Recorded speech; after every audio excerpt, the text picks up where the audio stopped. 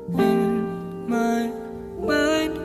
'Cause sometimes I look in her eyes, and that's where I find a glimpse of us.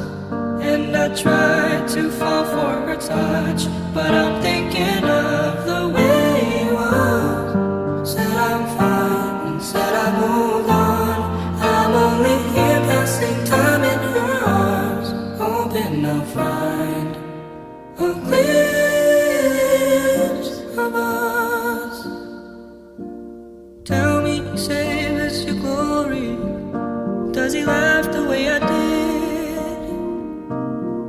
Is this a part of your story? One that